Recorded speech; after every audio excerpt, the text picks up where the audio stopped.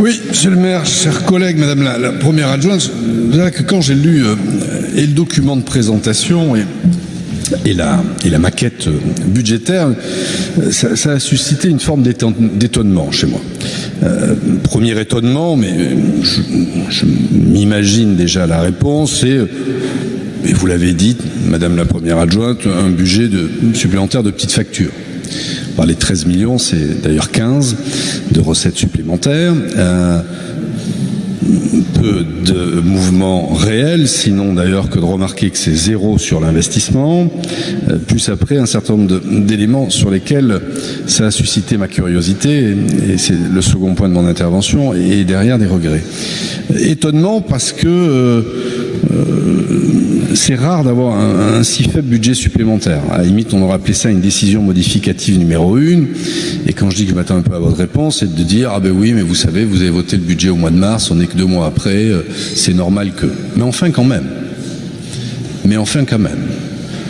Et quand je dis « enfin quand même », c'est la curiosité qui a été la mienne de regarder un peu plus. Première curiosité, je crois que c'est unique dans les annales d'un document budgétaire, mais je vais fouiller ça un peu plus. C'est la première fois que dans le document qui est présenté, le besoin de financement exprimé est au centime près l'excédent de résultat du compte administratif. C'est la première fois que je vois ça. 5 687 436 €, 37 €, 47 €, c'est à l'unité près la délibération précédente. Et on a l'impression, et c'est une vraie interrogation et curiosité intellectuelle pour moi, que vous avez construit le budget supplémentaire autour de ça et de simplement ça. Alors même qu'on découvre après qu'il y a un peu plus de 7 millions.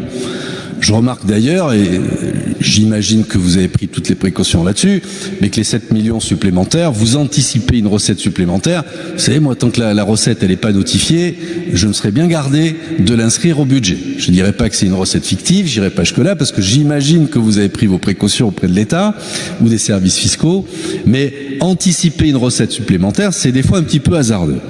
Mais la vraie curiosité, et c'est une vraie source, j'allais dire, de foisonnement intellectuel pour moi, c'est de me demander pourquoi vous n'avez fait que construire les lignes du budget, dont on voit souvent d'ailleurs que c'est des chiffres ronds, 200 000, 60 000, là où à côté on a des chiffres très précis. Tout ça, et j'ai compris à la fin, pour tomber précisément à 5 687 436,37.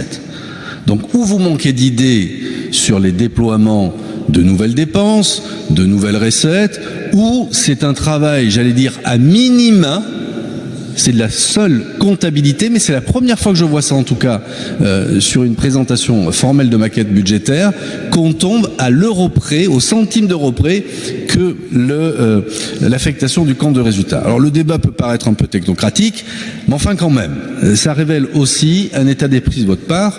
Vous allez nous expliquer, Madame Bichet, que vous anticipez, que vous le prévoyez. Rien que ça nous démontre que non. Et que vous ne maîtrisez pas, quelque part, ce qui s'appelle l'anticipation budgétaire par rapport à un contexte qui nous entoure. Et c'est d'autant plus vrai, quand on pousse la curiosité, qu'on découvre une ligne, 4 500 000, en provision, j'en redirai un mot après, que l'on retrouve dans le document de présentation, avec là, j'allais dire, une présentation littéraire assez étonnante, où on nous écrit constitution d'une première provision, donc on imagine qu'il y en a d'autres, pour risque, je rejoins ce qu'a dit Thomas Cazenave là-dessus, tout n'est pas un risque, c'est une loi ou une décision, anticipant les ajustements à venir en fin d'exercice, d'une part, des fortes tensions internationales, de leurs répercussions sur la hausse des matières premières, des coûts énergétiques, et plus généralement, celui des marchés publics. Bon, à part quelques marchés publics qui passent en fonctionnement, c'est surtout sur l'investissement qu'on a un impact sur la facture des marchés publics. Donc à ce moment-là, les 4,5 millions, c'est pas en provision en fonctionnement qu'il faut les inscrire, mais c'est en dépenses imprévues, hypothétiques, en dépenses d'investissement. Mais enfin, je vous le dis, vous en faites ce que vous voulez, à vous de voir ça avec les services. Et par ailleurs, vous continuez sur, d'autre part, les effets des décisions gouvernementales et hausse du SMIC sur la masse salariale. Je vais peut-être repréciser les choses. C'est pas une hausse du SMIC, c'est la réindexation et la réévaluation du point d'index de 3,5%. Ça a été dit, ça fait 30 ans que c'était pas arrivé, mais c'est pas que le SMIC. Je rappelle que les contrats qui ont une valeur SMIC dans la ville, ils doivent se coter en dizaines. Le reste, ce sont des fonctionnaires territoriaux de catégorie A ou de catégorie B ou de catégorie C. Mais c'est pas la revalorisation du SMIC, c'est la revalorisation du point d'indice, 3,5%. Mais tout ça confondu, vous en tirez un 4,5 millions, dont on découvre par votre expression maintenant, ce n'était pas dans votre document, qu'il y aurait probablement 2,5 millions sur les frais de personnel, 0,12. Je pense que ça sera même un peu plus. Pourquoi, à ce moment-là, ne pas le mettre directement sur le 0,12? Là où, quand on va voter la maquette budgétaire, sur le chapitre 0,12, il y a 0 euros. 0 euros.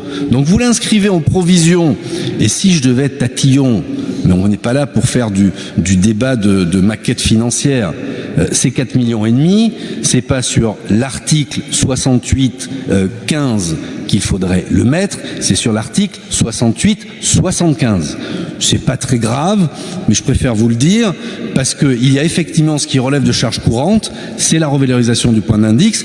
Par contre, tout ce qui est hausse de matières premières, tout ce qui est impact sur de par la situation internationale, c'est pas de la charge courante, c'est de la charge exceptionnelle. C'est le 68-75. Ça change rien au niveau de l'équilibre général du budget, mais enfin, je préfère vous le signaler. Par ailleurs, au-delà des 3,5%, vous pouvez toujours dire, effectivement, le décret n'est signé et paru que depuis le 7 juillet. C'est vrai. L'annonce, elle a été faite par le gouvernement le 14 mars. Et le 28 juin, le ministre en charge de la fonction publique a annoncé que ça serait 3,5%. Donc vous étiez en mesure de corriger les choses. Pourquoi pas par amendement, par exemple? Vous auriez pu faire un amendement pour inscrire la bonne somme, 2,2 millions. Et puis par ailleurs, imaginez aussi, parce que vous n'en parlez à aucun moment, le gouvernement a annoncé le maintien de la GIPA. C'est quoi la GIPA? C'est la garantie de pouvoir d'achat qui existe depuis 2007. Quand on connaît le taux d'inflation qui va être le nôtre en 2022, je veux dire que la GIPA, elle va augmenter ici. Ce ne sera pas des millions d'euros, mais ça va augmenter. Donc je suis un petit peu étonné que ça aille pas plus loin dans la réflexion. Par ailleurs, vous nous expliquez dans cette formulation un peu hasardeuse que c'est aussi la crise énergétique. Vous nous avez expliqué lors du dernier conseil municipal que tous vos contrats étaient verrouillés et qu'il n'y aurait aucune augmentation de la facture énergétique à la ville. Je ne comprends plus à quel moment il faut vous croire, madame. Ou au mois de juin, ou au mois de juillet. Quelle est la bonne information que vous voulez nous transmettre? En conclusion, tout ça est un petit peu technique, mais c'est révélateur de quoi? Vous n'anticipez rien. Vous n'avez aucune vision sur rien. Et par ailleurs, les décisions concrètes, décidées, opposables, vous ne les intégrez pas dans la maquette budgétaire. Ça, c'est important de le signaler. Et ce qui est d'autant plus dramatique, c'est que vos 4,5 millions, ils ne suffiront pas à couvrir 20 à 25% de tout ce qui va nous arriver dans les semaines et les mois qui viennent. Et on en reparlera le moment venu. Et c'est en ce sens que je vous ai écrit, monsieur le maire, vous proposant de réunir l'ensemble des présidents de groupe afin de mettre en place une première structure de travail et d'échange sur les conséquences à anticiper pour la ville de Bordeaux, s'agissant du conflit qui est à nos portes, de la crise énergétique que nous vivons et de la crise sociale et économique à laquelle nous allons être confrontés très vite. Qu'est-ce qu'on fait face à la hausse des taux d'intérêt, même si on n'a pas beaucoup d'emprunts qui soient à des taux variables? Qu'est-ce qu'on fait face à l'impact de toute la hausse des prix? Moi, je vous demande encore une fois, et là pour le coup, de façon solennelle, que vous réunissiez rapidement. Vous m'auriez présenté un budget supplémentaire où on sente qu'il y a de l'anticipation, de la vision, de la prévision. Je n'aurais pas insisté. Je réinsiste publiquement pour vous dire de convoquer les présidents de groupe, le président de la commission des finances, pourquoi pas, et pourquoi pas des agents de la ville, les directeurs, pour qu'on fasse un point détaillé de ce que pourrait être la fin de l'année budgétaire et anticiper l'année 2023.